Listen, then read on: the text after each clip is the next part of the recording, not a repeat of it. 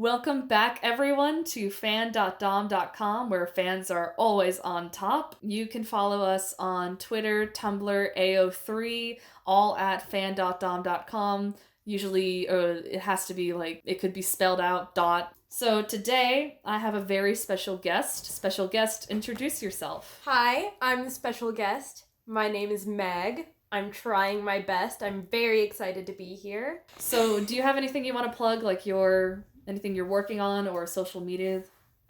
You can follow me on Twitter if I accept you because I'm on private because I'm a teacher. But my Twitter is at genre busting, like movie genre and then busting. Technically, because people always get confused about my username, but it means a piece of media that doesn't fit into just one genre. Mm-hmm. And I feel like that represents me as a person. But yeah, I have a Tumblr and stuff, but I'm not going to plug that because I'm ashamed of it. But you can follow me pretty much anywhere at genre busting. That's it. That's me. So I know Meg because we are, or used to be, in the same fraternity, APO. A lot of my special guests have been from APO, but specifically, how did we really be... Oh, you know what? We became friends because I thought you hated me for the longest time. Because I did hate you for the longest time. But only because I saw myself in you, and I hated myself. What? I didn't know that bit. Oh, because yeah, we had an acting class together, and I was like, oh no, this girl hates me so much, and I think she's so cool. But then, we got to know each other through that acting class, and because I hate your big. And I assumed that you were like him, and that you guys, because you have a lot in common, but so do I. I have a lot in common with him too, because it's not his interests that make him a horrible person. Yeah, we were in a lot of the same fandoms. Oh god, I can't believe we're talking about APO politics, frat politics, but my theme, everyone has a theme, my theme was Star Wars and Harry Potter. So I had a Star Wars Harry Potter situation. Mm-hmm. Right? It was Harry Potter and Star Wars? Yeah. Yeah. And, my big likes those things mine was too. Memes. Yours was just straight up memes. Yeah, mine was straight up memes. Straight up memes. Yeah. But the point is, we are friends now, and, Yeah, because once I got to know you as a person, I was like, wait a minute. I'm more than... actually genuinely cool, and I need to get my head out of my ass. Well, thank you. And then I did. Thank you. Thank you for getting your head out of your ass. And my head is here today. And what is that head talking about? My head is talking about Death Note because I am a weeb piece of garbage. All right. We're going to stop that in 2020. We're saying, yeah, we're weeb pieces of trash, but the garbage can we're going in is one of those nice ones. It's gold-plated. It's gold-plated. I mean, I'm not saying that I'm ashamed of being a piece of trash. It's just a fact that I'm talking about Death Note because I am a piece of trash. But, it's still good. It's a good show. Good media. It's good. It's good book. It's good 10 out of 10. It's good stuff. Great musical. Okay, so Death Note. What I know about it. I know a bit about Death Note just because I'm also a weeb trash. Osmosis. Yeah, so, I know, you write the name in the death book. The death book. The death book. The death book. Yeah, the show is called Death Note, but the book itself is called Death Book, canonically. And the anime is Death Show. Mm-hmm. And the stage musical is Death the Musical. No, but I know that if you write a name in the Death Notebook, or the Death Note, the person will die. I also know that there's a scary demon who's attached to it who likes apples. He's less scary, actually, and more, when people see just the picture of him, they're like, oh, he's gonna be scary, but he's really a memer. He spends almost the entire series, being like, hey, give me apples and play Mario Kart with me. So he's, benevolent? What is the word? He's the comedic relief, actually. The demon is the comic relief. I love that. I'm not a monster fucker. I'm a monster sympathizer, and I stand by that. You're not a monster fucker because you haven't seen Death Note yet. Okay. That was a joke, to clarify. I did not have sexual relations with that Shinigami. Yeah, so the demons are called Shinigami? Yeah, they're called Shinigami, so it's Japanese, it's Shinto for god of death. Yeah. That's... I also know, what's the meme? It's all going according to all plan. according to Keikaku, translator's note, Keikaku means plan. So basically, back before there was the dub of it, because anime has the subs and the dubs, and before there was an official dub, or before there was an official sub translation, people would go through and like translate it. And there was one translation that was put on YouTube that said, all according to Keikaku, and then there was a star, and at the bottom it says, translator's note, Keikaku means plan. But they could have just translated it as all according to plan. But they didn't. My favorite thing is, like, I was, at that age, I was also watching, like, anime in 3 parts on YouTube. Yeah. I watched so much Sailor Moon. I think that's how I watched Death a Note. lot of other shows, like Mermaid Melody, Peachy Peachy Pinch, and...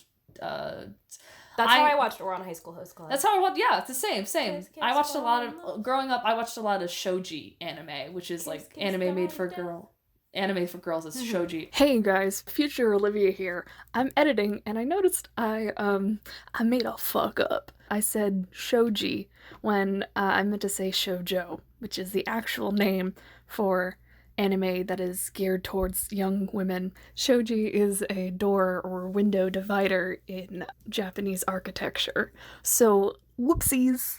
Sorry about that. Death Note technically isn't shoji or shojin, because that shojin is more younger male, and shoji is for younger girls. Mm-hmm.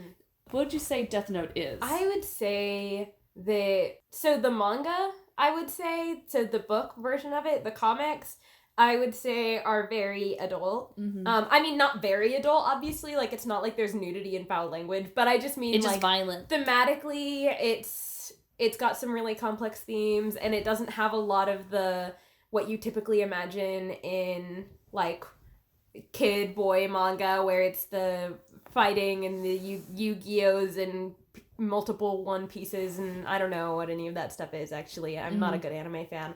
But it's less that and more, like, very streamlined. There's no filler episodes. It's a good show. It's very, if you know what Code Geass is, it's in that similar vein. So, it's cut from the same cloth. What I think... But the anime is a lot more... There's, like, kind of some more fan service things. There's some weird angles. There's... Not that it's not as good. I don't think it's as good as the manga, but I've seen it more than I've read the manga just because of convenience. Mm-hmm. But there's some things in there that are like, now you're going to make a pun, and then you're all going to hold hands, and there's going to be sparkles on the screen, and you're, like, spinning around talking about friendship, and it's very weird. But, so thematically, it's actually kind of a bit funnier at times, and a bit, like, the ridiculousness of it is very real, and that doesn't come through as much in the manga. It's less, like, there's less of a ridiculous, playful tone to it. Well, that's sort of what Yu-Gi-Oh! Is. The original Yu-Gi-Oh! Manga is very dark. Like, really? Yeah, like, I remember reading, or, like, God, because I got into Yu-Gi-Oh! Abridged before I got into, like, actual Yu-Gi-Oh! So they did, like, a dub of the manga where it's, like, Yugi actually kills the Pharaoh, I should say, when the Pharaoh possesses... Rip Yugi's Pharaoh friend. Yeah. I don't know anything about Yugi. I don't know. He has an actual name, but everyone just calls him the Pharaoh. And he's just, like, possesses this kid's body for a little bit. Don't worry about it. And everyone kind of accepts it. Don't worry about it. But just like let it happen. Yeah, so when Yugi lets the Pharaoh, like, take over his body to play card games, wow, this anime, this show, he actually kills the people, Yugi's bullies. He kills them with cards. That's woke. I wish a Pharaoh would possess my body and kill my bullies with cards when I was in middle school. and that's where it started, like, you know, they would actually, like, kill people in these games and not just send you to the Shadow Realm. Nah, straight up you die. Or you go into a coma, but most likely you die. Fun fact, no one actually dies in Death Note. They all get sent to the Shadow Realm. Yeah. No, I'm just kidding. That's the 4Kids dub. Yeah. Okay. Before we get into that, 4Kids, how would they handle Death Note? They wouldn't. Well, they handled One Piece by accident. Yeah, they bought a bunch of anime. 4Kids, if you all don't know, is an entertainment industry, company that would take anime from Japan and redub it or reanimate it just a little bit in order to make it more suitable for American children audiences, which is to say they flipped some images around so it looks like people are driving on the right side of the road, or they got rid of sushi and replaced them with jelly-filled donuts, which is just weird. And they gave everyone American names. Because I feel like it's hard to pretend that they're not dying, because they die of heart attacks very clearly. It's like, this person is dying of a heart attack. Coma and it's hard note. to, like, dub that over and be like, oh, like, they're just in comas, or like, oh, they're just sick. Because it's like, they very obviously die. Like, at one point, I think someone gets their name written, and then it shows them having a heart attack, and then, like, falling through a window to, like, their death. And it's like, that's very obviously, like, they died. I'm fine. Don't worry. I'm just... Yeah, dubbing in voices to say, it's okay, like, we're just... In 40 seconds, this person whose name you wrote down will get the tickle. They'll get tickled. By so many, and changes their heart. So I don't think that they would be able to do it successfully, but if they were to keep the fact that they die, maybe just cut out like showing deaths, and just like, instead of having a montage of dramatic music with different cuts of people dying, maybe cut that. Tell me, how did you get into the Death Note?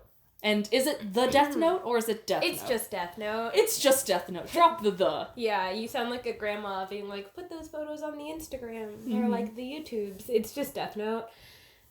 But I have the worst story of anyone possibly getting into anything ever, like, very cursed. So what happened is that I had a crush on this boy. Oh, terrible. Yeah, in the 6th grade. And we were all in a circle, and it was me and him, and then, like, a high school kid that we both thought was kind of cool, and then some other boys. And they got on the subject of talking about anime. And at this point, I had only watched, like, Ouran High School Host Club and, like, a couple of other, like, girl animes. Anime? Is the plural of anime fucking animes. Okay. Who cares? Anime. So I'd watched some anime. But he, like, one of them had mentioned, like, oh, I really like Death Note. And then I heard him say, like, oh, Death Note's my favorite. I love Death Note. And I was like, I have to have all the same interests as him, obviously. So I said, too, yeah, Death Note's my favorite anime. I love it a lot. And then the conversation moved on. But then I was like, oh no, he thinks that we both have the same favorite anime. Like, this is going to come up at some point. So I went home and I Googled the general plot of Death Note. Okay. And I found out that there was a kid and there was a detective and they chase each other. Yeah. I don't know. Case closed. Case closed. Yeah. It's case closed, but with death. And so I was like, this is fine. And so I had all the plot summary. I was ready and armed for any time this conversation came up, and then it never came up. And I had a crush on this boy from the 5th grade through, like, the summer after I graduated high school. Yikes-a-rooney. And it never came up. And I was like, okay, like, this is fine. And then later on, like, in early high school, like, my freshman year, I started getting really into, like, other anime. And as I was watching, like, I guess, real grown-up anime and not just Ouran High School Host Club on repeat.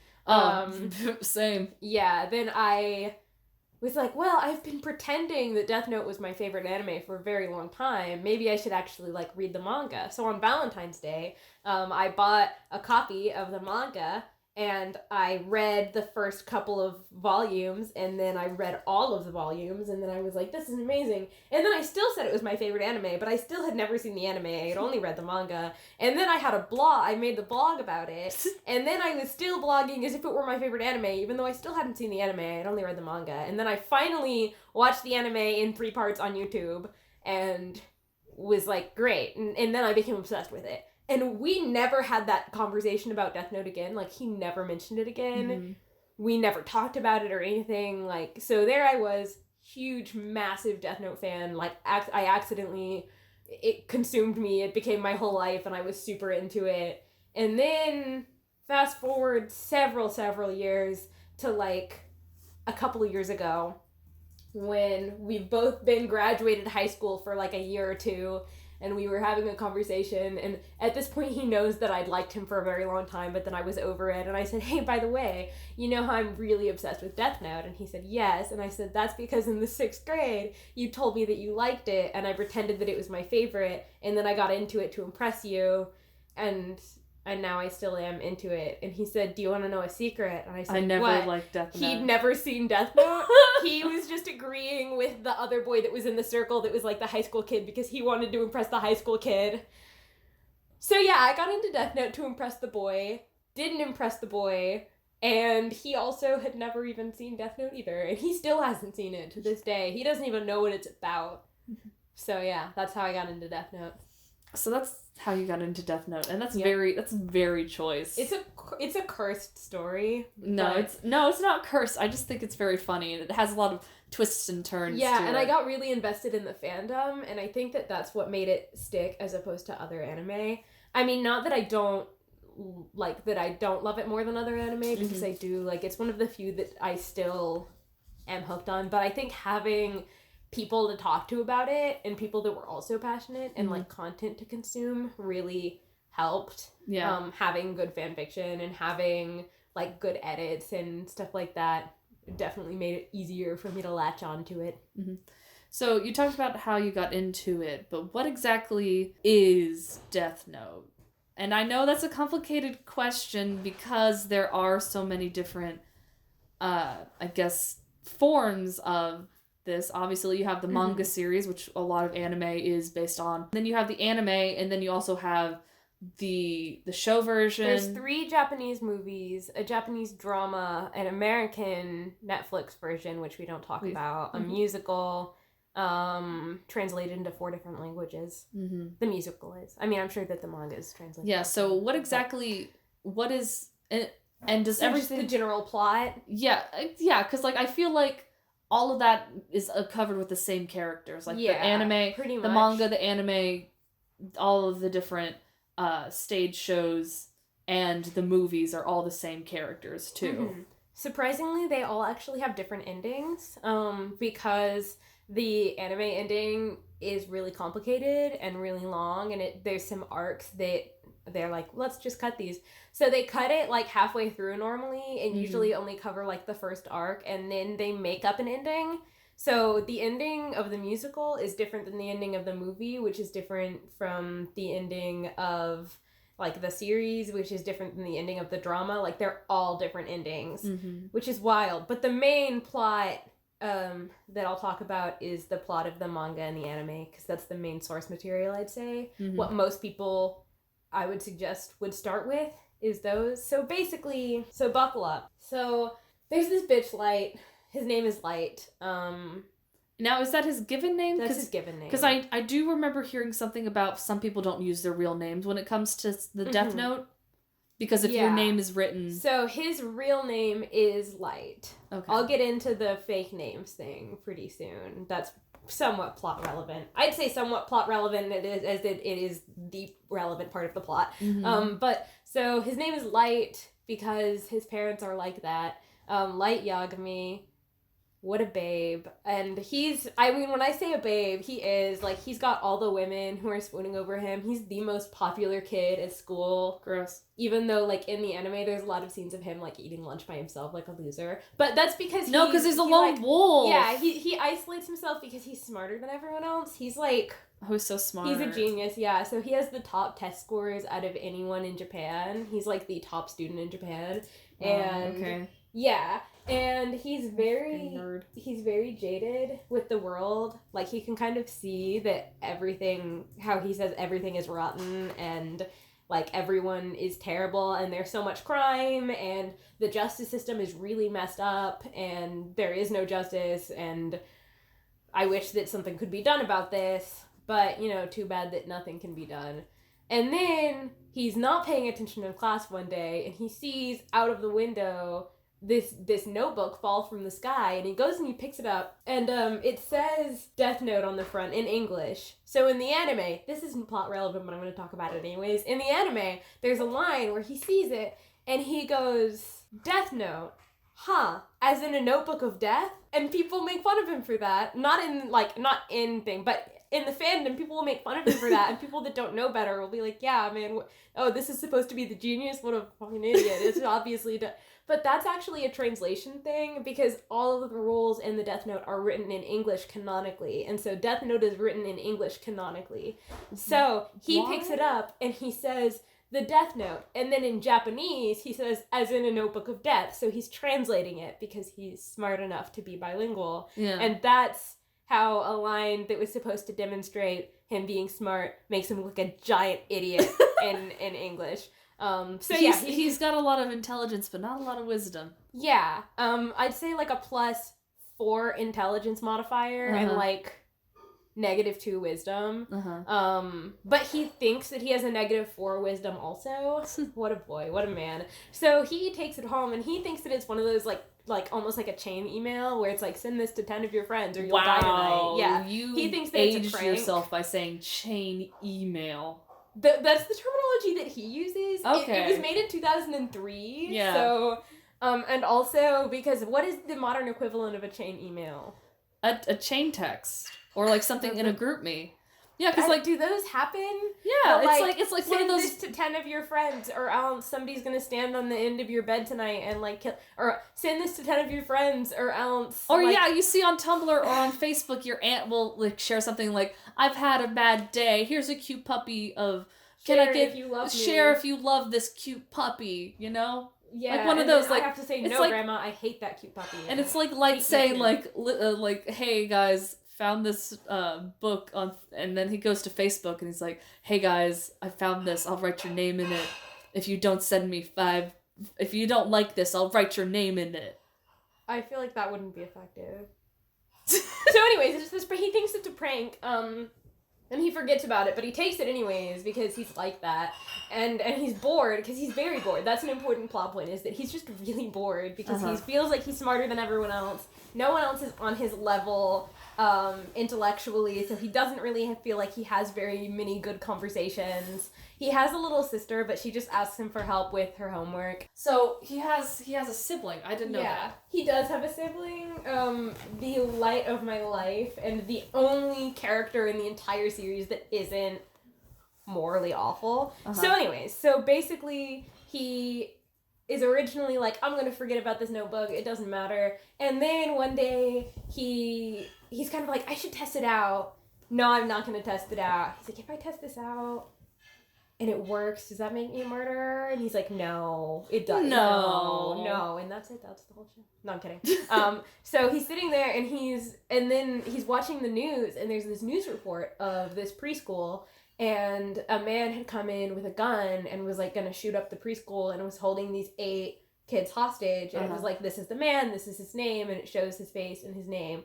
And that's what you need for the Death Note. You need a person's face and their name, and if you know their name and you visualize their face, then when you write their name down, after 40 seconds they die, supposedly. So he sees this and he's like, this is a good way to test it out. I'm just gonna write this person's name down and see what happens. And so he does, and the man dies and all of the kids go free. So that seems like a good thing because he just saved 8 lives, and because this person, who was clearly doing something awful by going in and threatening to shoot up a preschool, was just killed, and these 8 beautiful children's lives were saved. So he's kind of a hero. So he internalized that hardcore and was like, I just saved people. I'm an icon. But then he was like, no, but it could have been a coincidence. Like, it was probably just a coincidence. But I'm going to hold on to this anyways, just in case. And then he goes to cram school to study for his entrance exams for college because education is important to him. And also he dresses very much like a nerd. Like, he wears khakis. He's got a pocket protector. Yeah, I mean, he's got like sweater vests. I don't know. He's a lot, and like part of it is his school uniform, but then also even when he goes to college, he wears a suit, and it's like, oh my, shut up, like, what are you, like, Peter Parker in the 60s? Anyways, and so I love him, but he's like that. He's very pretentious, and so he hears his students being dumb, like his friends, and he's like, wow, somebody really needs to kill these people. He like thinks about it, but then he's like, but I'm not, I'm like better than that. And this is high school, or is this high school? This is high school. This is high school. Yeah, and he sees that he's a senior in high school at this point. He's 17 at this point, and he sees this woman get attacked and like assaulted by these people, and he like introduces himself and says his name, like the person who's attacking, not Light. Light doesn't go up and say, "Hey, I'm Light, stop attacking her." But he hears the name and like writes down every possible spelling of that name, and it's like, one of these will get him. And he dies, and he saves the girl, and the girl runs off, and he writes by accident, because the person will die of a heart attack is how they die, unless you specify otherwise.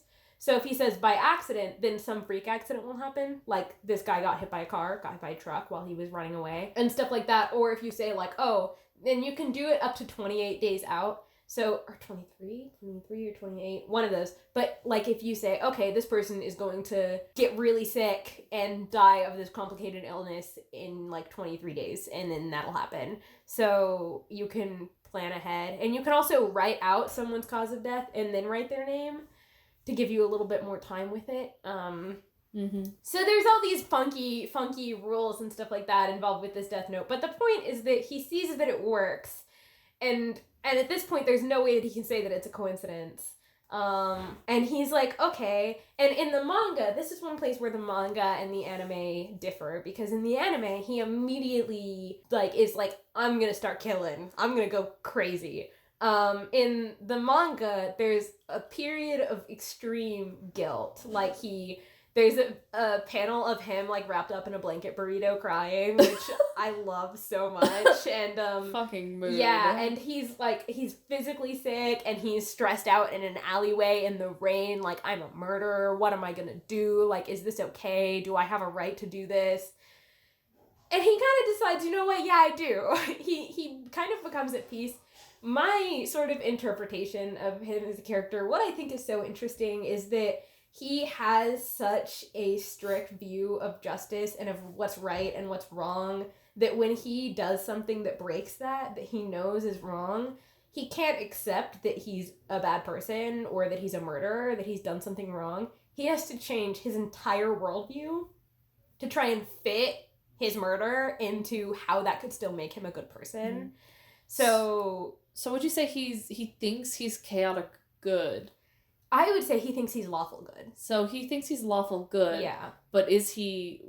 I'd say he's lawful evil. He's lawful evil. I say he thinks he's lawful good, but he's because he has... a moral code. Yeah. He has a very strict moral code, and he holds others to that standard, and he holds himself to that standard, but it's not necessarily a correct moral code.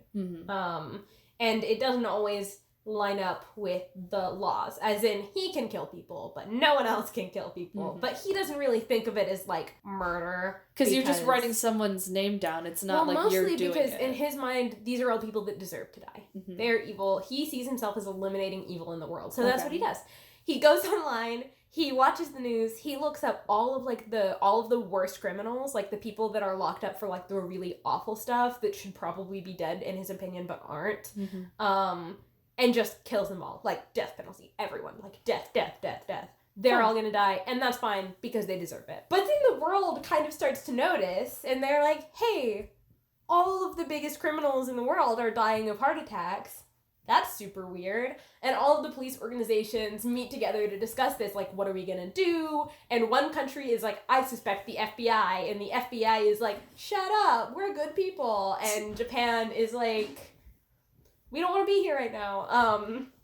And then, so a detective enters the scene. And this is a freelance detective. He's supposedly the greatest detective in the world, but he only takes cases that personally interest him. So he only takes cases that involve, like, over $1 billion or, like, over, like, 1,000 deaths or whatever. Things that he, like, is really curious about or that he takes a personal interest in. Then he'll say, this is my case now. And because he's never gotten anything wrong ever, like, he has solved every case that he's ever taken on since he was a kid. Since he was, like 8. Okay. Yeah, so he is like, this is my case now. I'll take on this My case. city now. Yeah, and everyone is like, okay, like, go for it. But the thing is that no one's ever seen him. Like, he works in the shadows. He has, like, a proxy that will go and talk for him.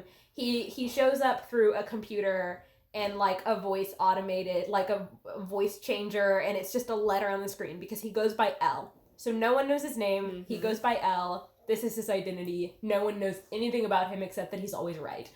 So they're like, okay, you can take over. We'll listen to you now. And Al is like, I'm gonna find this person, and I'm going to bring them to justice. Because even though they are only killing criminals, these people also are human beings. And this is another place where kind of the fandom can be divided. Because some people like to think that El is a really good person fighting for justice. Mm-hmm. Like, he's a nice cinnamon roll who's never done anything wrong and just really wants to make the world a better place. I kind of take the interpretation that he doesn't really care about what the right thing is as much as he cares about winning. Mm-hmm. So it's kind of this person isn't following the law, I'm the law, like, I'm gonna find out who it is, and I'm going to tell them that they can't do this anymore because I'm gonna solve this case. So, and I know, like, a little bit about El. I know He's a greasy frog man. He's a greasy frogman who likes to eat sweets, and he has terrible posture. Mm-hmm. That's what I know about him. But he's young too. He's actually Yeah, so actually when I was reading the summary on Wikipedia when I was a 6th grader, I kind of imagined like as being a detective, like an older dude with like a fedora or something and like the coat and being like that sort of detective. Yeah, you know, a 1940s private eye. Yeah, but he's Bogart he's situation. a 24-year-old, like, skinny, like, very, very skinny, probably doesn't shower, wears the same outfit every single day, doesn't wear socks.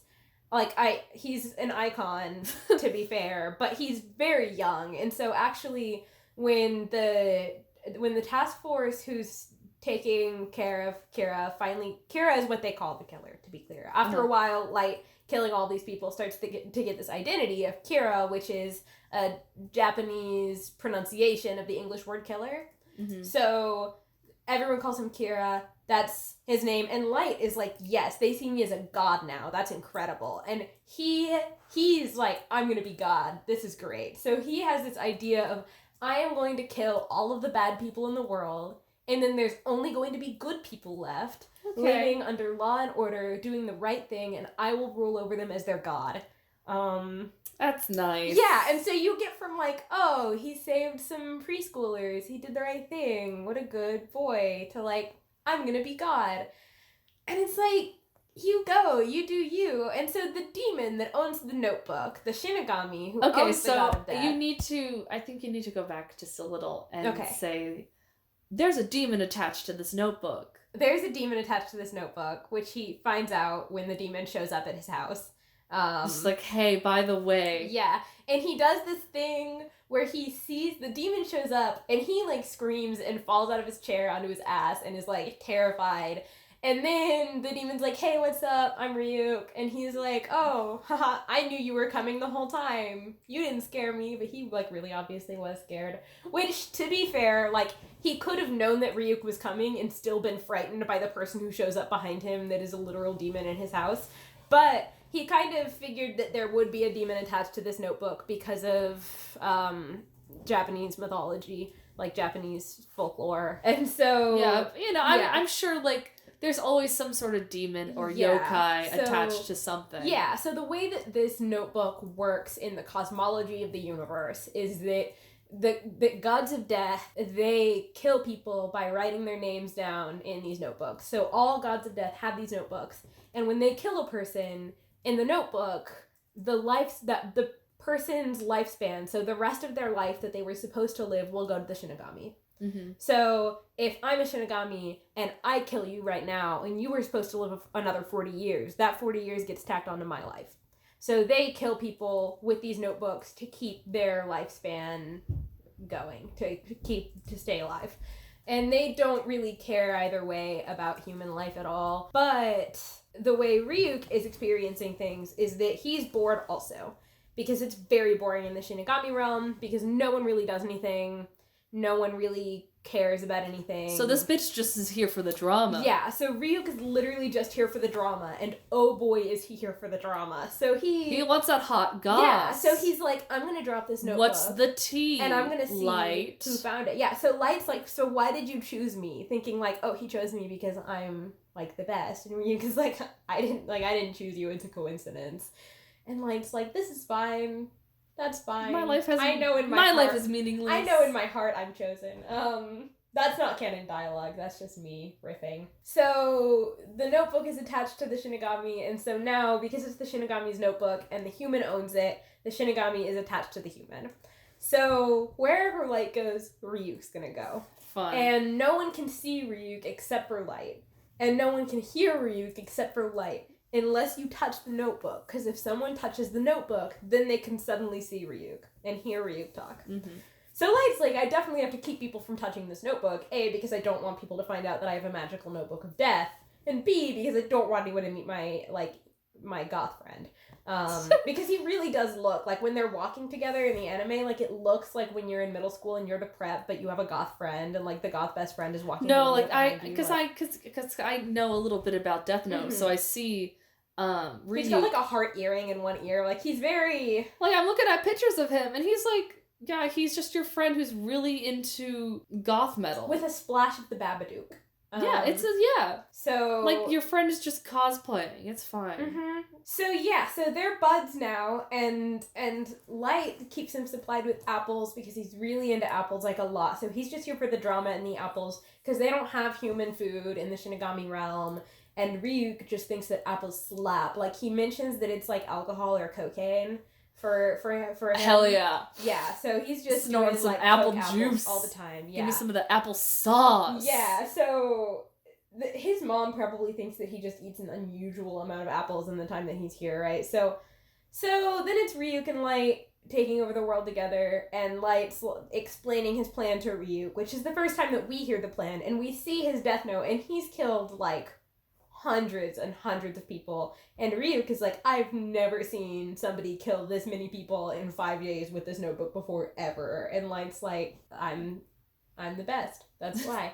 Yeah, and explains his plan to be the god of the new world in which everyone desires, and about how great he's feeling that everyone loves him, and there's, like, fan pages for him on the internet for Kira, for this killer, and there are people that are, like, sending in, like, requests that are like, hey, Kira, can you kill this person for me? I really hate them. Which he obviously doesn't do, but it's like, that's kind of how the world is responding. Yeah. Is that people are kind of starting to treat him as a god, because they don't know what's that. They just know that bad people are dying, and that's some god stepping in doing something. Yeah. And Light's like, I am that god. Except for the detective who's like, I think that this is a person, and I'm gonna prove that. So he does that. He tricks him by having a broadcast where he puts a fake person there and is like, this is me, and then it wasn't actually him, and then, like, and Light kills him because he's like, I'm justice, and even though you're technically an innocent person, the fact that you believe that I'm evil means that you're evil, so I have to kill you because you're evil, because he, again, twists everything to fit his moral view. Yeah. And he kills him, and he's like, I've won, this is incredible, I am justice, and the detective comes on with the voice changer and is like, psych, that wasn't really me, and also I lied. This isn't a worldwide broadcast. It's only being broadcast in the Kanto region of Japan. I was just gonna broadcast it in individual regions all over the world until I found people, but, like, I got lucky right off the bat. I know exactly where you are. I know that you're a human. I know that you need a face and a name to kill, because I'm not dead, and I know where you are. And, like, it's like, oh, this is fine. This is good. This is great. I'm 18 years old. Yeah. So then it becomes this huge, like, kind of cat and mouse game for, like, 10 episodes of Light doing all of these convoluted things because he doesn't just want to win. It's not just because he could go completely under the radar and just do his thing and send on a wild goose chase forever. But he has to, his pride will not let him let L continue living. He has to find and destroy L. So he's trying to find and destroy L. L is trying to find and destroy him. They don't know who each other are. And then you find out that Light's dad is actually the police chief. or like the head of the MPA, which I guess would be like the head of the FBI. Of course his dad's a fucking cop. His dad is a cop. Yeah, his dad's a cop. His dad is basically the Japanese equivalent of being like the head of the FBI and is the one leading the task force to find Kira. But Light hacks into his family's home network and sees all of so he knows all of the evidence that the police have so that he can always be one step ahead. Yeah. But then they're like, okay, well, we know now that it's the families of somebody in the FBI. Just keeps accidentally leaving breadcrumbs. But then you're like, oh wait, he actually did this on purpose because he wants L to hire the FBI to come and investigate the NPA, and then have the NPA find out and stop trusting L and pit them against each other, so that the NPA will investigate who L is so that he can find that out. So it's like, you keep thinking like, oh, he's caught, and then you're like, wait, he isn't, because that was part of his plan the whole time, and then you're like, oh wait, but now L's one step ahead of that. And I mean, obviously I'm not going to spoil anything. This is still only like the first 5 episodes because it's wild. Oh my god, it's only the first 5? Yeah, but it gets to the point that L knows that it's Light, but just can't prove it. And Light knows that L is the detective. Like, they hang out, they're friends, they go to college together, they play a really intense sexually charged tennis match. Like, they hang out, they're buds.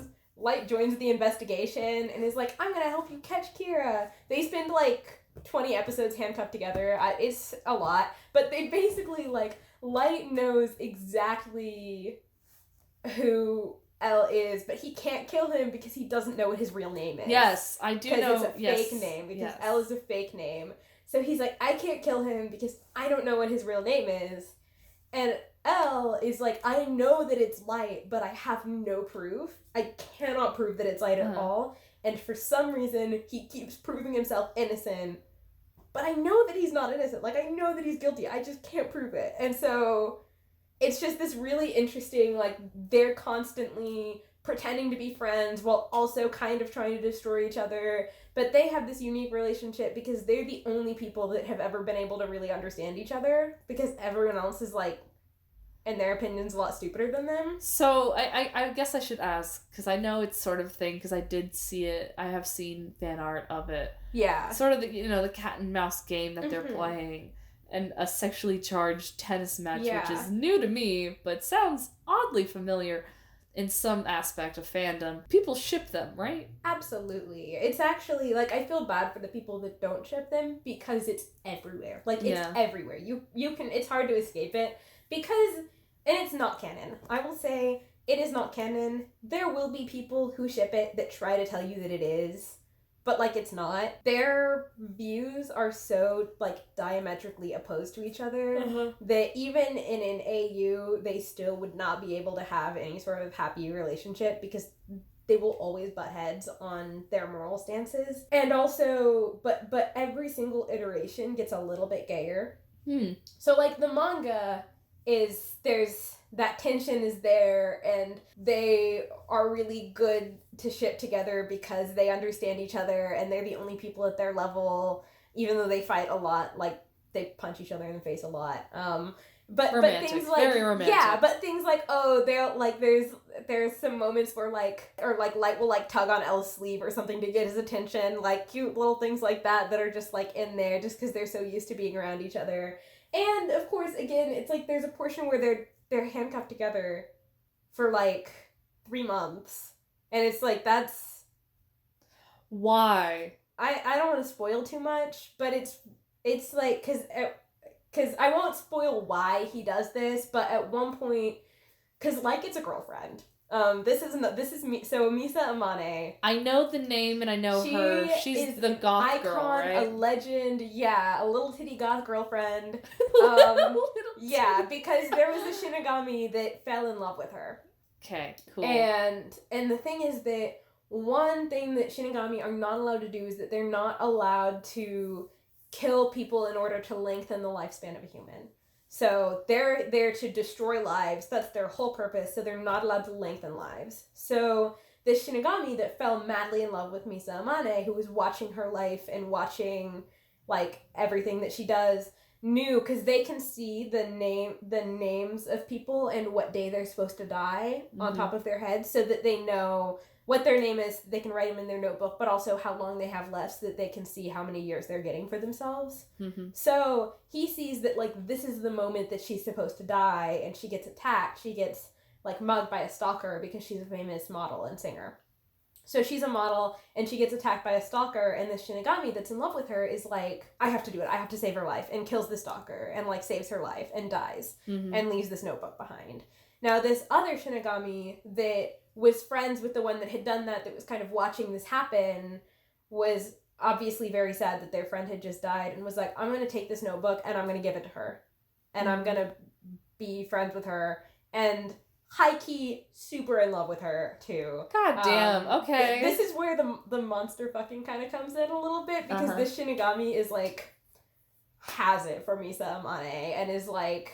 And Misa doesn't give a single crap about her, really. It's kind of like, I'm so glad that you're here, and you're, like, gonna defend me, but, like, thank you.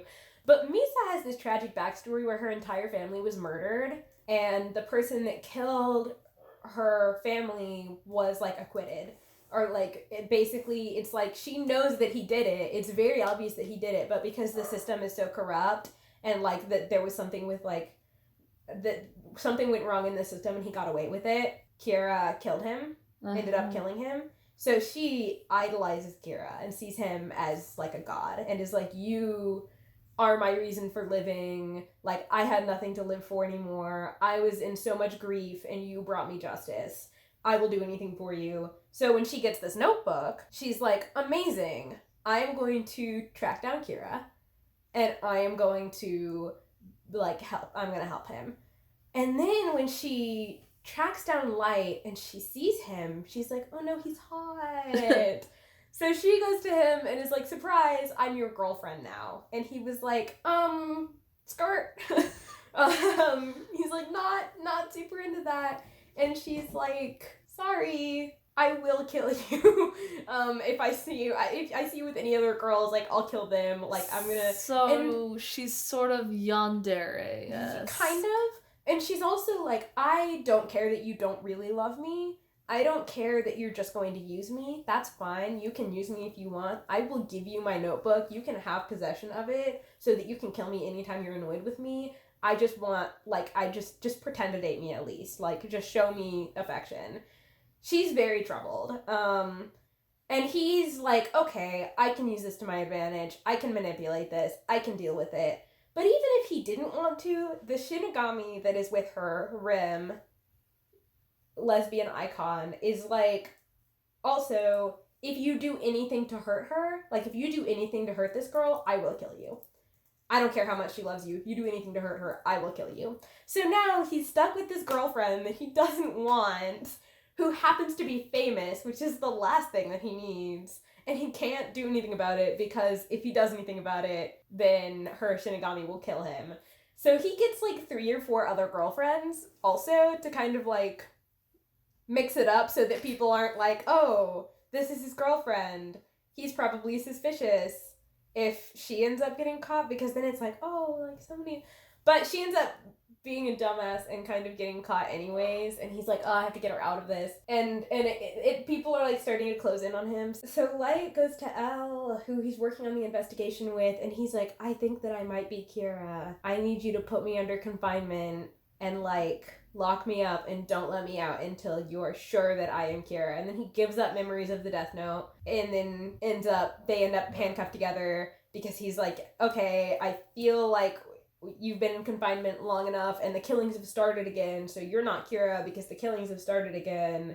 But also, I don't know how that happened, because I know that you're still Kira, even though you were clearly not Kira. I know that you were Kira, which is true. He is Kira, but L is very frustrated because he's like, I know that you're Kira, but also you've just proven yourself innocent, like, a lot. So he's like, okay, I know that it's you. I'm not going to just let you go. I'm going to handcuff myself to you, and we're going to spend 24/7 together until I catch the real killer. You're going to help me catch this killer, and then I'll let you go. So that happens. So that happens. Oh my god. Yeah, and so a lot of people definitely ship it, and every iteration gets a little bit gayer. So that's the basic thing that happens in the manga. So not canonically gay, but a little gay. And then do And a lot of then people ship Misa and L together? Not L. Misa and Light? Light together. No, I don't think there's anyone that does, because it's very clearly a toxic relationship, but it's not like a cute toxic relationship. You know, like the Joker and Marley Quinn. It ain't like that. Yeah, it's not. It's very much like, why would I do this unless I hated women? It's kind of the only, I don't know, like, he's very sexist and also just the worst to her. And I mean, she's not the easiest girlfriend to have, obviously, because she stalked him and is like, you're gonna be my girlfriend. And she also has killed a lot of people, like, more so than him. Not more so than him, but, like, she's killed more innocent people than him, because she's, in order to find him, was like, I'm gonna kill news anchors to prove a point, like, stuff like that. Yeah. That he's, like, not about that. So they're very unstable, and they're not really great together. And, like, why ship Misa with Light when you could ship Light with L and Misa with Rim? Mm-hmm. So it's, like, right there. So not a lot of people do. There's a very, yeah. So the thing about L that makes him a piece of shit, human rights, what are those? IDK her. Lots of unethical actions. Like, at one point he puts, like, 64 cameras in Light's bedroom to, like...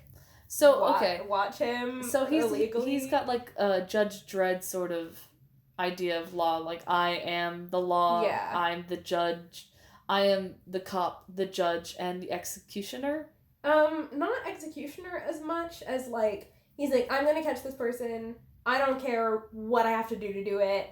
I'm gonna, like, at one point there's a mock execution involved. Like, he has Light's dad pretend to shoot him. Like, extreme stuff here that is very unhealthy and messed up, and, like, some torture. It's like, he's like, torture, yeah, I went to torture college to get my torture degree, and here it is on my wall, my PhD in torture. That's him. But he also eats a lot of sweets and looks kind of like a little skinny bitch boy. They both look like skinny bitch boys. But yeah, so they're both enigmas, but that's kind of there. So they're both kind of awful people, and you root for L unless you're a Kira apologist, which is a whole other thing. Like, which is a thing, I'm sure. Mm-hmm. Which, I mean, at the very beginning of the series, you can kind of see it. You can kind of root for him a little bit. Like, especially when he's just testing it out. You're like, yeah, I can see how he's doing the right thing. Like, I can see how he's doing the right thing.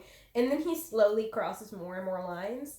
And it's like, okay, well, it's just, like, this FBI agent that I have to kill because I have to save my own skin. And then it's like, okay, well, now this person, if I don't kill this person, then I'm going to get caught. And then it's like more and more innocent people and innocent lives start to kind of get taken that he justifies by, like, the ends justify the means. I have to do this. Like, and he has this ideology that's like, if Kira loses, then I'm a murderer, I'm a criminal, then everything that I've done is wrong. But if Kira wins, then he's justice, he's God.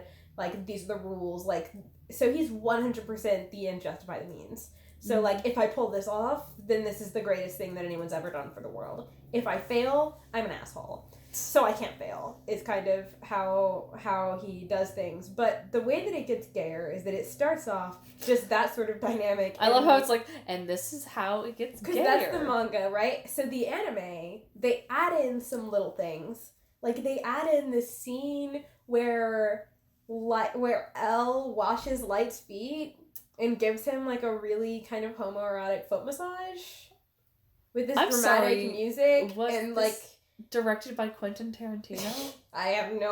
Is this like a Jesus analogy? Kind of. It could, that has been an interpretation of it, but, like, it's very, okay, like, you're washing his feet and there's dramatic music and you're in a stairwell and, like, and you're drying him off and you're like, I'm sorry, I'm so wet, it was raining outside. And it's like, and there's a scene where they're both standing in the rain and they're like, he's like, has there ever been a time in your whole life where you've told the truth? And Light is like, I don't know what you're talking about, I always tell the truth, I'm a good person. And Ella's like, oh my god, shut the fuck up. Yeah, also there was a fan translation a while ago that was like, that somebody had said that it was translated as they like made a gift set where light is like I never lie to those I love, which was never a thing that was actually said in canon. But because this like a really popular blogger had put it in a gift set and like acted like it was canon, everyone just kind of accepted that line as canon and was like including it as and like in ship things and in meta posts, like writing meta, using that line in there to like also prove that it was gay. And then finally someone was like, I've looked at so many translations, where is this? This didn't happen. This isn't a line. But people really look for the gay. And then, I mean, the fact that the foot wash scene happens like right after that is like, okay, that's gay. So that happens, right? And then the drama comes along and is even gayer. Because then it's like, I'm pretty sure in the drama, Elle is canonically in love with Light. And also Light's super average in the drama. And Elle in the drama is super hot. Like, he's really hot. Like, really ridiculously hot. He's a Chad. And, they're both incels in the main, they're both incels, but in the drama, like, Elle's a Chad. And, the Chad ex incel relationship we all want. At one point, they're, like, in the shower together, and, like, yeah, like, so it's a lot gayer in the drama, in the 10-episode drama. And then the musical comes out, and the musical is also really gay. Like, there's a song that's, like, playing his game, which is when they're doing the tennis thing. And, like, at one point, they say, like, I want to be inside him and, like, get under his skin. Let me look up the lyrics to the song and just read you a couple of the lyrics. So there's there's the anime, there's the manga, which is very violent. Yeah. No homoeroticism. Then you have the anime, slight homoeroticism. Yeah. Then there's the anime, which is how many episodes? 37. Okay, so that's like 2 seasons. 2 seasons, yeah. Yeah, that's 2 seasons of an anime. Mm-hmm. Are there any other anime, like, or is it just, like, the... There's, I think there's, like, an OVA or 2, but they're basically just kind of rehashes of the anime with maybe some weird things in there. Any, like, re-releases that they did? I don't think so. There are one-shot things for the manga. So, like, there was a new one-shot that was just released after 15 years. There is a volume, it's called How to Read, which obviously the authors haven't read because the continuity in the new one-shot is very horrible, so they need to learn how to read. But they released How to Read, which has, like, fun facts about different characters and stuff like that. Mm-hmm. And then you have... There was, like, one that was released that was, like, a day in the life of Elle, but everyone decides that that's not canon because at one point he gets in, like, a human washing machine. Like, there is a human washing machine that's specifically for him to, like, take a shower in or whatever. Okay. And he, like, gets in this washing machine and, like... tumbles around. Yeah, and it's just... And so people are like, that's not canon. We're gonna pretend that didn't happen. So there's, like, that. But, okay, it's, like, some of the lines... is what would I do if I got inside his head? Thought like him instead. I'll catch him when I look through his eyes, see what he sees, and then improvise until I can learn what puts him at ease. I'll walk in his shoes as long as it takes to deepen my bones. I'm sure he's one and the same as the me who's playing his game. And, like, what does he do late at night when the world is sleeping? That's kind of yeah. Hey, and buddy. Then, like, I'll mimic his will and learn his routines and feel the same thrill whenever my end is served by his means. Hey guys, is it gay to handcuff yourself to your homie for 3 months? Yes, absolutely. And then there's also another arc where Elle has there's this orphan squad. What? So Elle's from an orphanage. Okay. And also at the orphanage raises genius kids in this genius program. Sure. For kids who want to grow up and become the next Elle. Yeah. So there's Elle, and then there's also M and N. What about M, the O and M, the P? So N is Mir, and M is Mellow. I hate Mellow, and I have no justifiable reason to. I just don't like him. I thought you were about to say I is something else. Mir is very important to me. He is, like, a legend, an icon, doesn't give a single fuck, but he's great. They're like, like 12 and like 14 when they're introduced, and then the end of the series they end at like being that's like, a baby. in their 18. Yeah, he starts out being 12. That's a baby. Yeah. Actually, I think in some of those photos he's like 18, but he starts out as like 12. And so they're very popular characters. I don't care about that arc as much as I do like the earlier arcs. And I won't go into much of that at all because you can't without spoiling things. Mm-hmm. But there are some characters where like there are some people in the fandom where the second arc is like their everything. They super stan these characters. And there's another character, Matt. He only shows up in 15 panels in the manga, and he's in like less than 5 minutes of the anime. And yet somehow he's one of the most popular characters in the fandom. Yeah, I think because people can ship him with Mello. He seems like he vapes. He smokes a lot. And this kid vapes. Yeah, I'm looking at him. This is pre E-boy. And but there's been a lot of debate about what color his hair is, because some places it was like brown and some places it was green, and some people insist that it's red, even though anytime you see a picture of him where his hair is red, it's some sort of a fan edit, because his hair has never been red, and I don't know where people get the idea that it is. But the general accepted fan interpretation is that his hair is red. Most people say that his hair is red, even though, like, that's not canon. And that's the basic plot of Death. So I did want to talk to you a little more about the fandom, because I feel like you know quite a bit about... I have been in the fandom for a very hot minute. Yeah, you said from, like, 6th grade... I wasn't in the fandom from 6th grade. I think I got into the fandom my, like, freshman year of high school. Mm-hmm. It's been... My blog is, I think, 6 or 7 years old. Oy, oy, oy. Yeah. Wow. Okay, so there's the manga, which is how many chapters? 12 volumes. 12 volumes, okay. Yeah. So it's 12 volumes. And the art is gorgeous. Beautiful. And then there's the anime, which is about 36 episodes. Yeah. And then there's 2 musicals, you said? There's 1 musical. There's 2 Japanese movies. Mm-hmm. So there's a movie, and then because they changed the ending of the movie, like, so much, they were like, let's do a spin-off movie. So the second movie actually has nothing in it that's anywhere close to anything in the manga. And they wrote a spin-off book dedicated to it, but it's really weird. Like, there's a lot of things that happen. Oh, if we're going to the fandom, I need to bring up Beyond Birthday. So, yeah, so Beyond Birthday is an important fandom character. As in, like, he's another one of the most popular people in the fandom. Like, there are people that have blogs just dedicated to him. And he's technically canon. So basically what happened is that someone was like, I'm gonna write a book. And it was approved as canon by the authors. But, like, the book wasn't actually written by the same people that wrote Death Note. It's basically canonical fanfiction. Okay. So they wrote this canonical fanfiction where another kid from this orphanage that L was raised at, that was raised to be his backup. So he goes by the initial B. His canonical name is Beyond Birthday. Because it's set in America.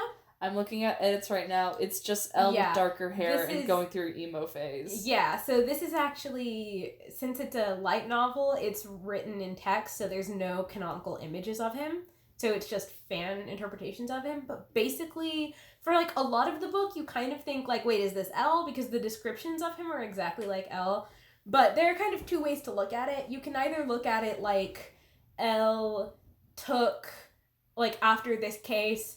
and after dealing with Beyond Birthday, took a lot of those mannerisms and, like, copied them and kind of copied that style for whatever persona he was putting on for the Task Force in Light. That's one theory. Another theory is that Beyond Birthday was so obsessed with Elle that he had to, like, make every characteristic of himself like Elle.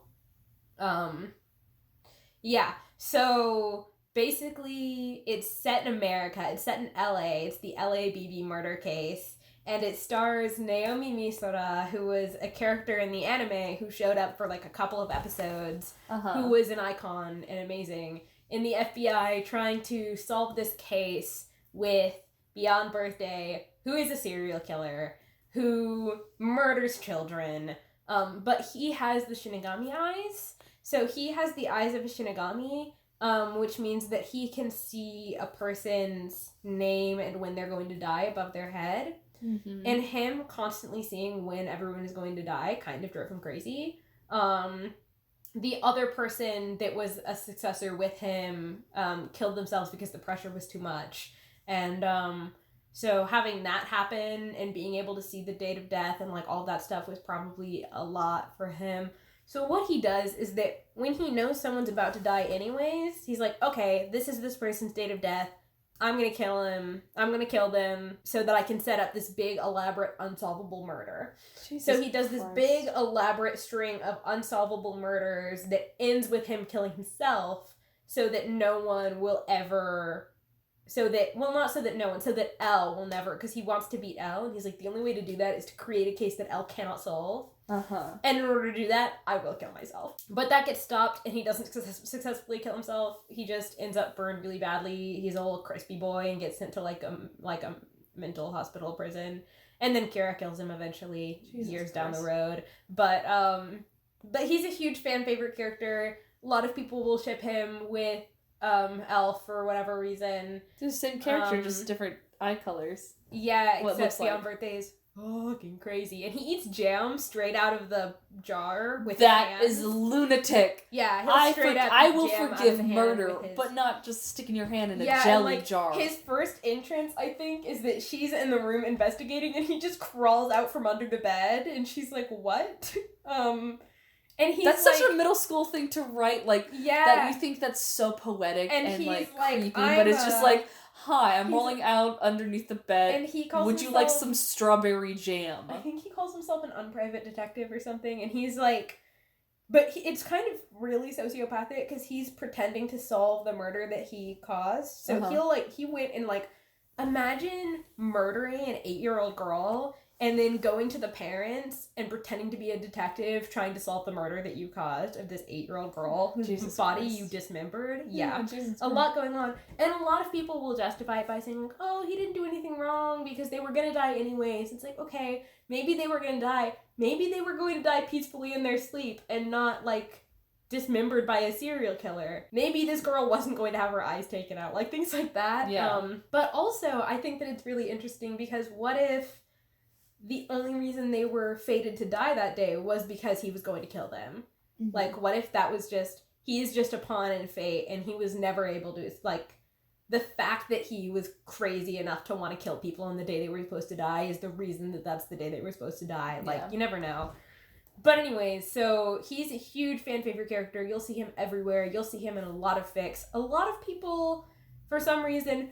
myself included to some extent, sometimes think it's fun and funky to ship him with Light because they're both fucking crazy. Mm-hmm. And so you have Light, who's this very lawful person with this pure chaos gremlin. And so, yeah, it's very interesting, very serial killer-y. It's like, if you want to read something that's like, I want to read something that's really toxic and messed up and like violent and horrible, I'm going to look in the B Light ship.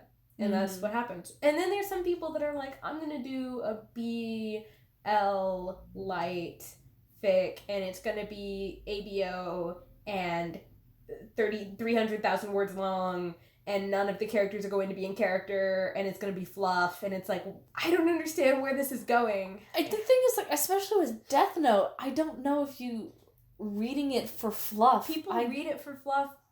People do it. I still feel like I can't know how. Like, just because, like, the character, it would be so out of character, or it'd be, like, the tone would be so... That's why I can't do... So Lawlight is the name of their ship. Mm-hmm. So L-Light, their name is Lawlight. And, Lawlight. Very funny. Yeah, very funny. And I can't read fluff of them. I've just never been able to do it. Every time I do, I'm just like, oh my gosh, stop. Like, there's only one, person that's managed to write a relationship that I could be like, okay, I could see this kind of being healthy and working, which is this sort of like, Light never gets his memories of being Kira back, and they, like, I don't know, become detectives together. I don't know. It's very hard to do right.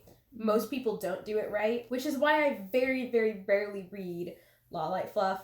But for a hot minute, like, before it had this huge resurgence, the fandom was pretty small for a hot minute before things like the musical and the new movies and stuff started coming out. I kind of like it from a catch me if you can situation of, like, you know, they're both working against each other, but with each other. Yeah. Like, if Goldfinger and Bond had to work with each other. And that's sort of that idea that no one else understands them. And so there's a lot of scenes where it's like they're kind of in their own little world solving this case, and other people have opinions, but they don't really care about anyone's opinion except for each other. And they say, like, at one point, Elle says to Light, "You are the first friend that I've ever had," which is cute, and some people are like, "Oh, fluff," but also he really probably just said it to manipulate Light, to, like, see his reaction. He says a lot of things to see his reaction, of things like, "I'm gonna tell you that you're the first friend that I've ever had, just so that I can see you look guilty, you piece of shit." Stuff like that, which I love even more. That makes me ship it even more, the fact that he only says, "You're my best friend," so that he can... It's more of it's not a, what is it, enemies to lovers. It's more of a enemies to hate fucking, you know? Yeah. That's what I see it as. Because it's hard to do enemies to friends to lovers with them. Yeah. It's easy to do enemies to lovers, not easy to do enemies to healthily in love. Yeah. Yeah. Okay, that makes more sense. Yeah. But that doesn't stop me... That doesn't stop people from trying, and that doesn't stop me from reading it. So some more on Fix, and I wanted to talk about the Gods of Death, the Shirogami, because I think they're so cool. They're fucking cool looking. Yeah. And you were saying, like... all of them are different. Like, all of them look very different from each other. They and all have that's real cool. styles. That's real cool. I love that. And, you know, I was looking at Riku, right? Ryuk on the Netflix version, and then also, like, the movie versions. of like, alright, hell yeah, that could have been a guy in a suit, sure, I'm sure they could have done that with practical effects, sure, but make it all CGI, why not? So I'm looking at this. Does anyone ship, like, the Ryuk and Light? Yeah, or, like, the other gods together? And... Oh, people don't... I've never seen anyone ship the other Shinigami together, but people do ship Ryuk and Light, which I've never been able to get behind. Like, I've read some fics trying to, like, see it, and I can see people that are, like, really into, like, the Monster Fucker fandom. Like, I can see where they're, like, into that, but I haven't been able to get into it, but it does happen. There are a lot. I mean, compared to La Light, not a lot. Compared to Light Misa, a lot. So, it's, like... not necessarily a lot compared to other fandoms and pairings, but a lot more than you would expect. So, compared to what you would expect there to be, there's a lot. A lot of people. Well, because I think you said he's, like, more of, like, a...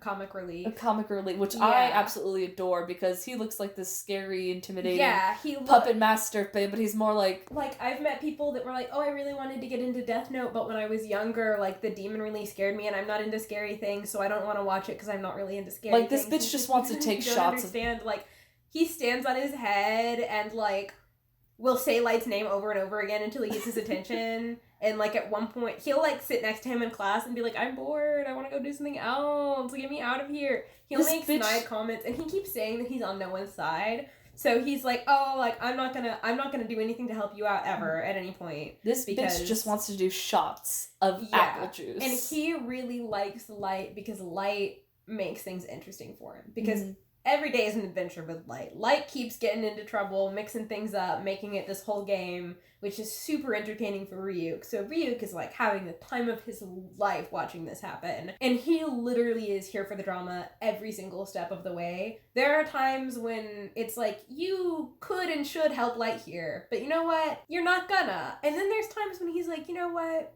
I know that I said that I'm not on anyone's side, but I'm gonna help you here anyways because it'll make things more interesting." He's just here for the teases. Yeah, like at one point, Light, in order to get some FBI agent's name, does this huge, complicated, convoluted plan with, like, a bus hijacking where, like, there's gonna be a bus hijacking and he's gonna have a criminal hijack the bus that he's on, and then he's gonna have the criminal, like, touch the death note and see Ryuk and, like, think that he's hallucinating and go crazy and then get shot a bunch of times and, like, all of this weird stuff. And Ryuk, that, like, involves Ryuk. Like, that Ryuk's gonna go and scare him. And Ryuk's like, yeah, I'll do this. This is interesting enough for me. Like, This is sometimes, fun. I yeah, like he's this. like along for the ride as much as it'll be.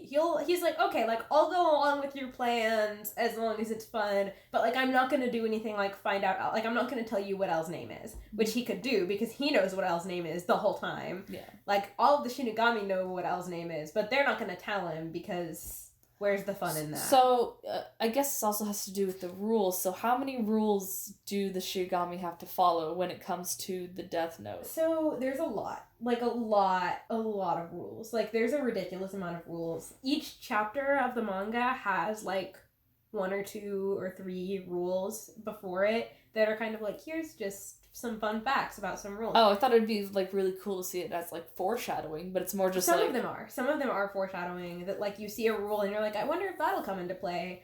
And it does. Like there are some rules that really like there's a whole rule about memory, about like if you give up the Death Note and you give it to someone else or give it away or give it back, then you lose all memory of it if you don't own it anymore. Like you have to have ownership of it in order to retain your memory of it. And if you give it up, then you will have no memory of it whatsoever. Mhm. But if you touch a piece of the Death Note, then you will get your memory back for as long as you're holding that piece. But if you don't own it, then those memories don't like become yours again until you own it again. And like you can't own it by just being like, oh, you have it? Okay, I'm holding it. It's mine now. If you owned it and I wanted it, you would either have to give up your ownership of it to me, or I would have to kill you for it. Yes. Kind of like the Elder Wand. a little Yeah, bit. okay, I get you. Yeah. So there's things like that where those rules end up being really plot relevant, like with things like Light giving up his memory, and with questions about like who owns it at what time, and like if somebody owns a Death Note, you can't see their death date above their head. So it's kind of like if somebody has the eyes of a Shinigami like Beyond Birthday does, and they're looking at you and you own a Death Note, then they're gonna know that you own the Death Note because you won't have a date above your head. So things like rules like that are like, okay, like that's interesting. That comes into play plot wise. And then there's rules like Rule 36, which specifies that Shinigami cannot have sex with each other or with humans. That's not plot relevant. There's no reason that that's in there.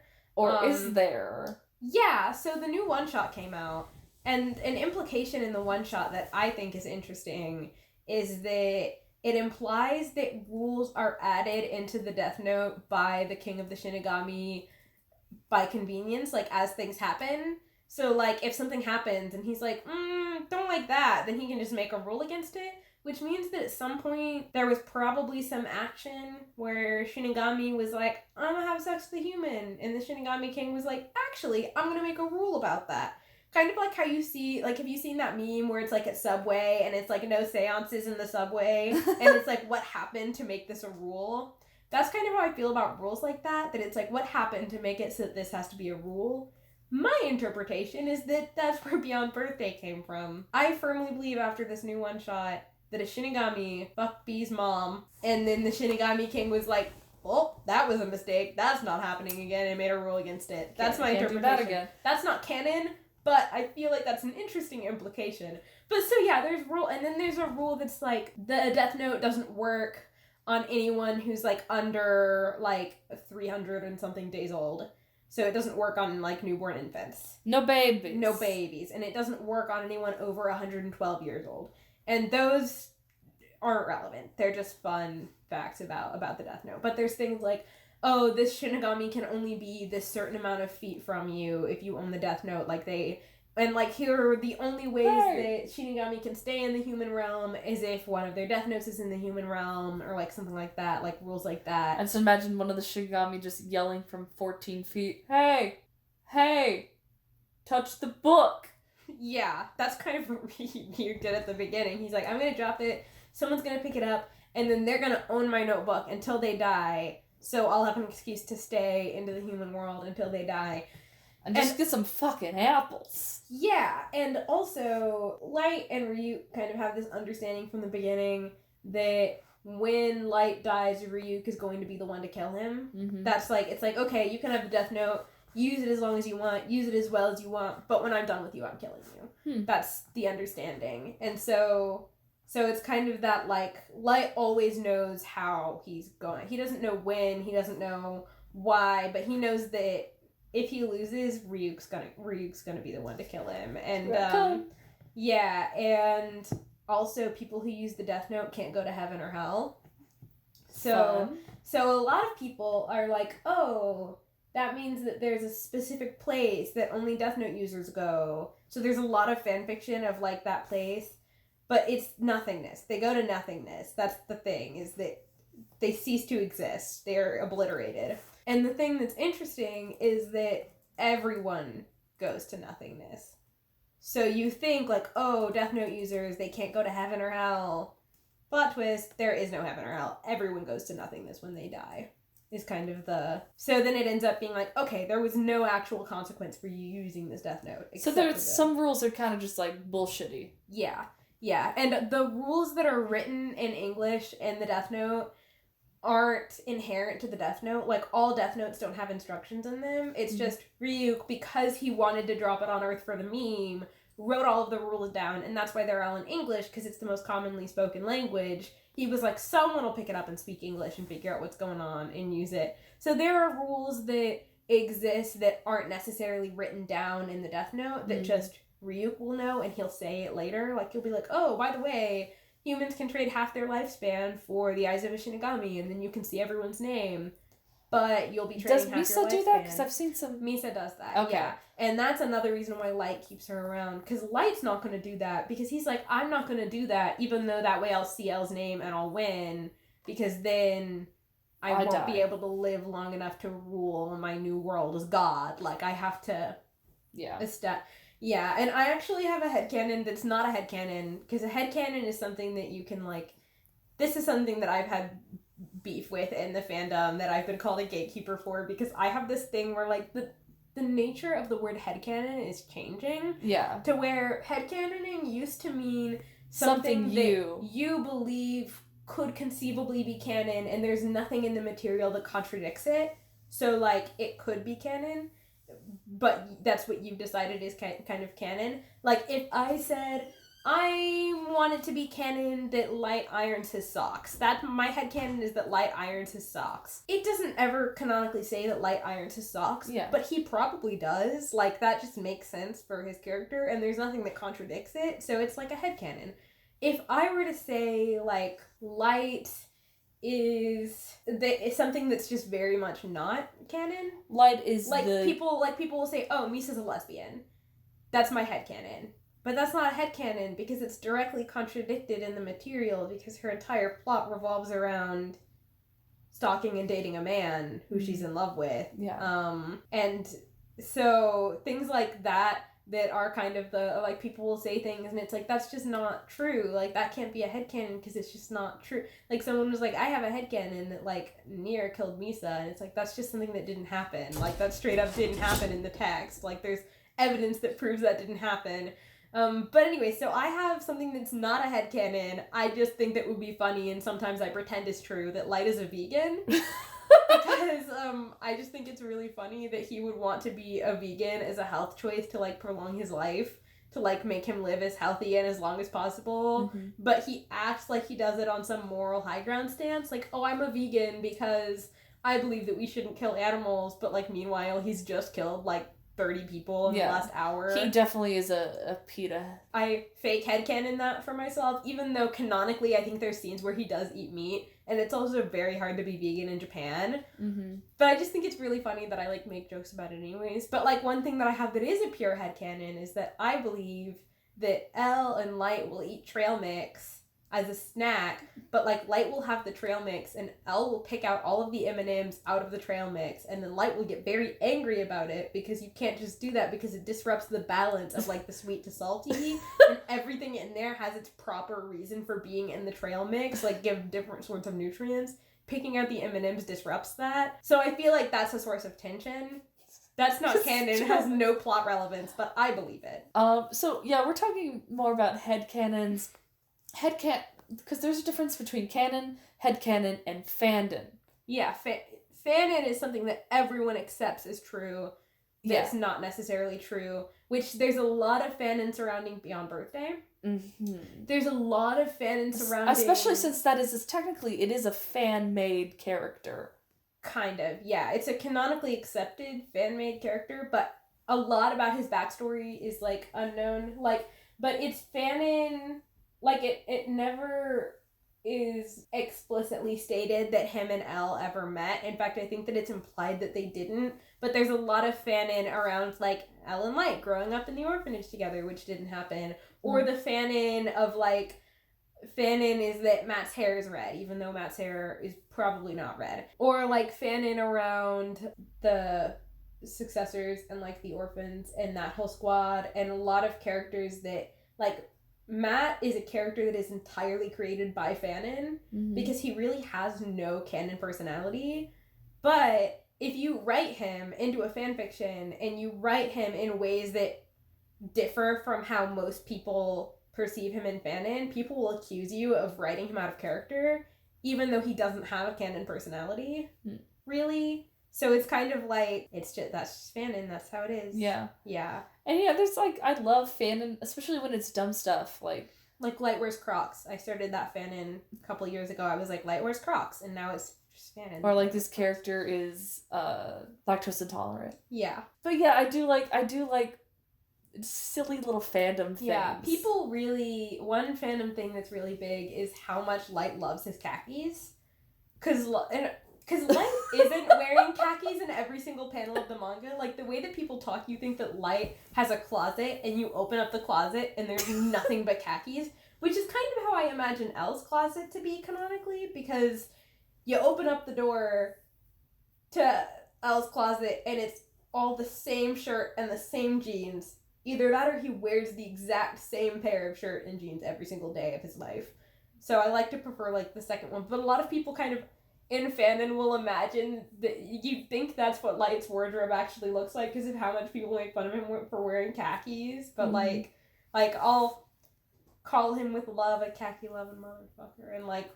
There's this statement, I don't know if it's true or not, in Cronenberg's The Fly from the 80s, where... Jeff Goldblum plays this genius, and he only has, like, 3 outfits in his closet. And he said Einstein only had 3 outfits because you waste time and brain energy on picking what to wear. So that's kind of what I'm getting at with, like, Elle. So, but, like, also he kind of seems like the guy should just wear the same 3 things over and not, like, really care about it.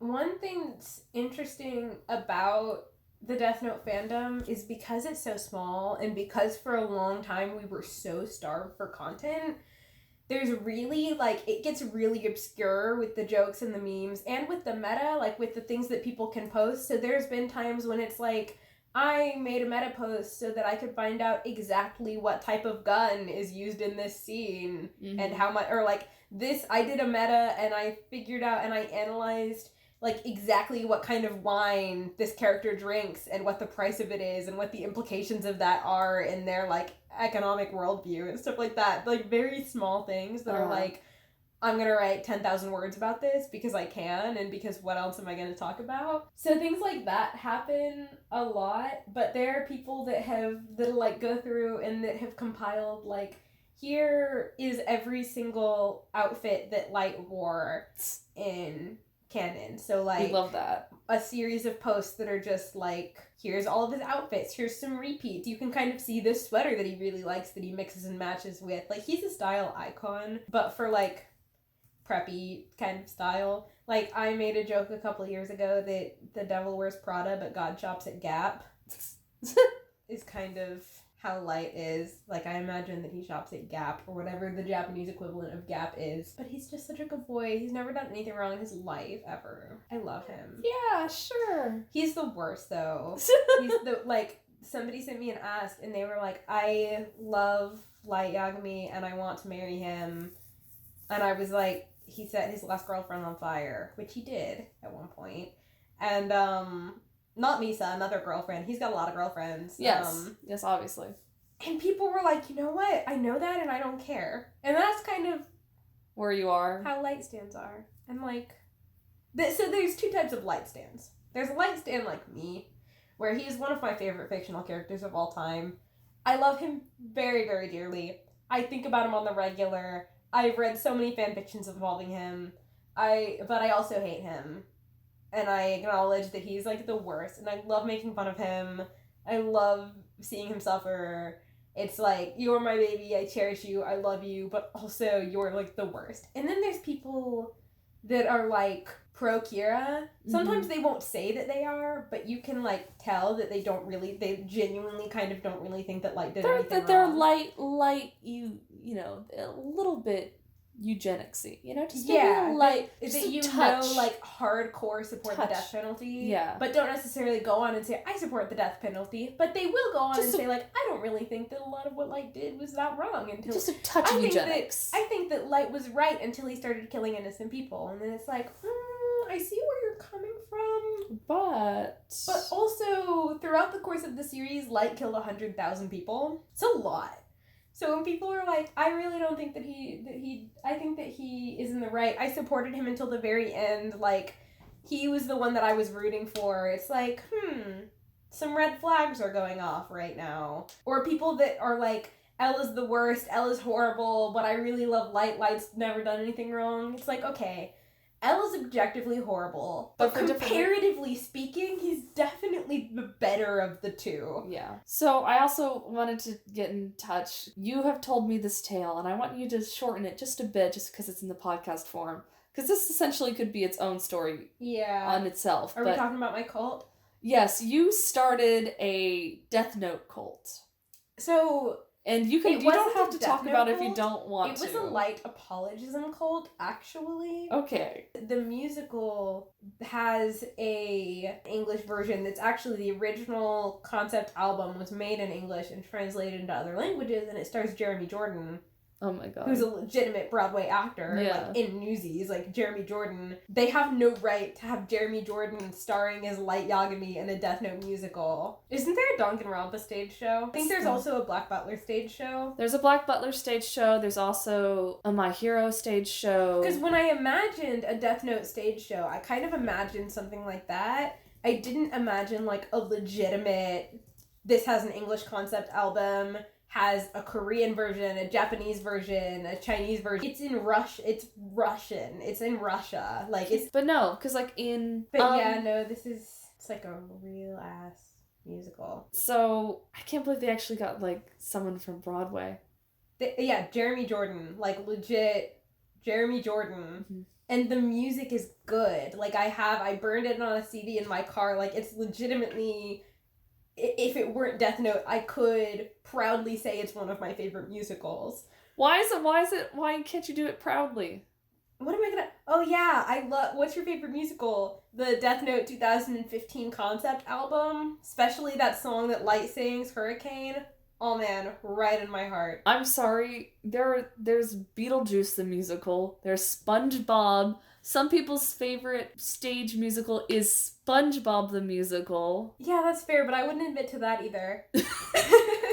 Okay, well, I guess that leaves us with the thesis of this episode and every episode.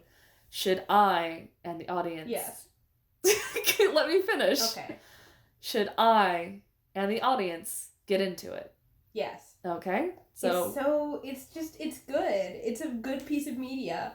Like, it raises a lot of deep questions, which is totally on accident. Like, I don't think that the authors meant to make it as deep as they did. Mm-hmm. They just wanted to tell a good story. But it raises a bunch of really good, interesting questions. There's so much to talk about. There's so much complexities. All of the characters are really complex. Even the capitalist, there's a capitalist.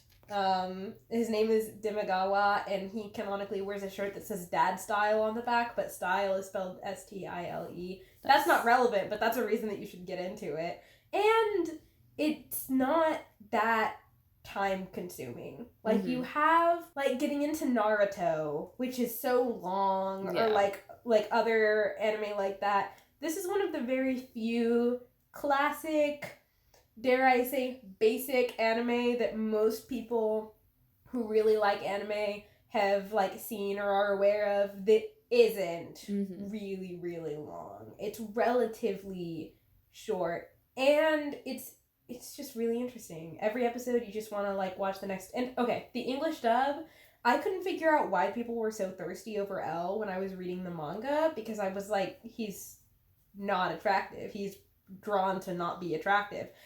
But then I was watching the anime, and the first time that you hear L's voice is when when you see it from his view, when he's talking to Light about, like, surprise, I know where you are now, you just fell right into my trap, and he's speaking, and the voice actor starts talking, and I was like, oh no, he's hot. Oh no, he sounds hot. I'm feeling something. Mm-hmm. I really am. And that was when I kind of got it. I was like, okay. So I feel like most of the people that are really thirsty for L watch the anime first because his voice gets there. Mm-hmm. It's there. And also there's a lot of, like, meme potential in it. Like the Keikaku means plan meme originated there. And that's a really good meme. And you can feel like you're part of the club. And also the fandom has its ups and downs, but in general, like, it's a very chill fandom to be in. As long as you're not starting cults. As long as you're not starting cults. But I think that for the most part, the people in my cult had a good time being in my cult. I'm just imagining an ex-cultist being like, well, I think they were having fun when we were doing it, you know? I mean, I think that they were. It was fun while it lasted, it was fun you know? It was fun for me, at least. God. Until it wasn't. The guilt weighed on me. But in general, the fandom is a good place to be. And there's a lot of material for it. Like, there's a lot of fan material. Mm-hmm. So, like, if you watch it and you get into it and you're like, wow, that's really good. It's not one of those things where you're like, I have this rare pair of shit, but I'm going to look it up. And there's, like, 3 fics for it. It's actually, while you were talking... rare pairs, there's a lot of fic for. While you were talking, I looked it up on AO3. Mm-hmm. And it has just... Death Note anime and manga has 5,697, and that's without any, like... Yeah, and I've written 697 of them. I haven't really. I think I've only read a couple. Most of them are published novels. Would you want to share your... No. No. Okay. No, absolutely not. So that brings me to the next question of, are there any that you would want to share? There's one fanfiction that I would recommend very highly. It's a Lawlight fanfiction, but it's so much more than that. Like, people that don't even like Lawlight will read it and just enjoy it as a piece of media because it's an AU, and honestly, you could know nothing about Death Note and read this fanfiction and still be like, this is one of the best pieces of English literature that exists. It's called Those Who Stand for Nothing Fall for Anything. Sounds... And it's an AU where Light is a politician and L is a lawyer and is, like, a PR person in the government, and Light is young and idealistic and wants to make the world a better place, but then also there's a lot of corruption and him getting corrupt and just being a really awful person and, like, being prime minister and, like, being... And then there's murder, and it's great. It's a good time, and all of the characters are so morally awful, but, like, to the point where it's really funny. Like, because it's told in first person from Light's perspective, and very unreliable narrator, but the dialogue, like, the prose is so funny at times, but also it has literally made me cry. So on AO3, there's 3 parts. So it's the Hinterland Doctrine, and the first one is Those Who Stand for Nothing Fall for Anything. The second is The Smoke-Filled Room, and the third is Plausible Deniability. And those 3 are, like, the 3 different parts. And it just keeps going. I know the author. She's very, very sweet. One of the single nicest people that you will ever meet. I would and will die for her anytime. Well, I'll have those, I'm gonna subscribe to it and bookmark the series on my Because you recommend. should read it, because it's really great. That's my top. I'd recommend that fanfiction to anyone.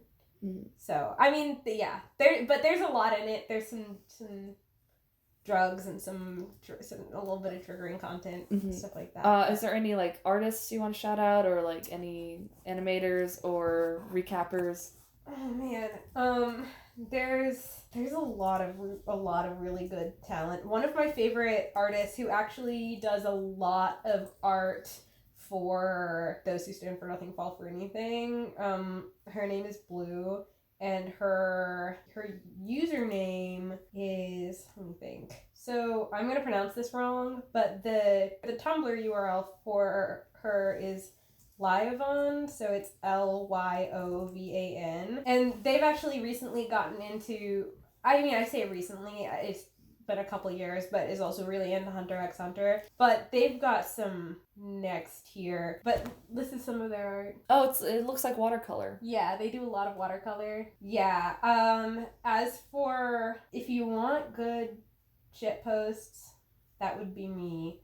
But you can't find me. So on Tumblr, if you want like some good one-shot Light, then Translite Yagami writes some good stuff. James, he's pretty good. And if you want, okay, there's one, so Near and Light is something that I never thought that I would ever even consider shipping. But then how fucking old are these someone kids? was like, Damn. oh, well, Near's like 18. Mm-hmm. But somebody wrote a fic and was like, what if I take all of those annoying Lawlight fic tropes and I wrote it in a non-romantic way with Near and Light, Mm-hmm. but like it made like the whole fandom single-handedly start shipping them, even though it's a gen fic. Uh-huh. But it's still so good, and that fic is called Noelle. And that author also has one that's called This Is How I Disappear. That's a one-shot. No, it's not a one-shot. It's like 3 or 4 chapters. But it is angst. It is literally one of the saddest things ever. Like, it's so sad. If I ever want to just really be depressed, I will read it. But it's also really good. Like, so good. Very unfair. So yeah, they write some good stuff. If you want good like meta posts, Tumblr user Mikami, which is a canon URL. Any other like people you want to shout out? Someone also that's been pretty good at doing meta and like some screenshots or screen caps from the manga a lot and some good analysis is their username is, it's like Beyond, but the B is a 13, so it's 13 Eond and then a 13 at the end. So Nat, the person that I accidentally started the witch hunt for in my cult, does a lot of fan projects that are really great. So her username is Babelfell, so like Babel, like Tower of Babel, and then Fell alternately. It's spelled this way, and for a hot minute I thought that it was this, and then I felt dumb when it doesn't. It's also Babe Elfell. Yeah. Okay. And they did, so she actually made some tarot cards. Tarot, what is it? Terra. I've never said it out loud, and now I feel bad that I'm saying it out loud. I believe it's Terra. But made cards, gathered together local artists from all over the fandom, and compiled together like a really neat tarot cards, and just recently released a calendar.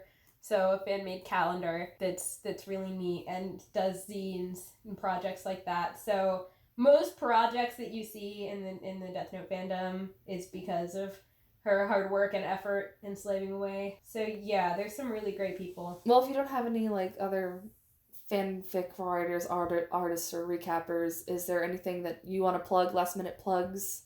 My YouTube channel has a